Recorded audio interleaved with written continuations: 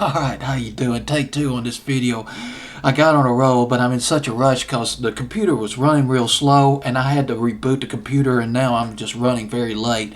I'm going to have to try to get these videos done as quickly as possible, and I want to cut quite a few of them tonight.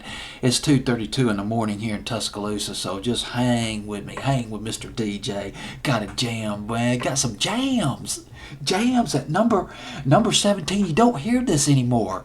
It didn't make top 40, but I love stocking up those R&B hits on my fancy playlist. It was just, well, because some of them just sounded so good. It's kind of the hip thing to do.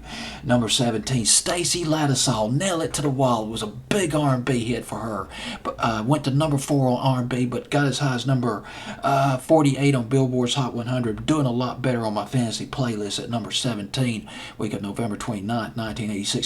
Stacy Lattisaw, she started young. She was 12 years old when she made her first album in 1979, produced by none other than Fan McCoy. Fan McCoy, R&B disco producer. He produced oh gosh, what, The Hustle back in 1975, his big disco hit, but he was in demand as a producer back in the 70s, late 60s into the 70s. But her first album was not successful. She changed producers. She went under the helm of another producer. This guy would get really big, but he was just starting out in 1979, 1980. His name was Narada Michael Walden. Narada Michael Walden. Later on in the 80s, he would produce hit records like I Want to Dance for Somebody, I Want to Dance with Somebody by Whitney Houston.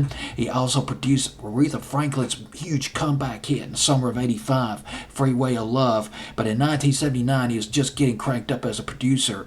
And he had a hit in the summer of '79 called, I got it in my, well, got it in my cheat book. I forgot the name. It had a great dance beat to it. Narada Michael Walden. He had a couple of hit records of his own. I Don't Want Nobody Else to Dance With You. Vivid memories of that song, listening to it spring and summer of 1979, but they only got as high as number 47. He produced about 4 or 5 albums with Stacy Lattisaw. They were all successful. Some of her R&B hits, Attack of the Name Game and Jump to the Beat.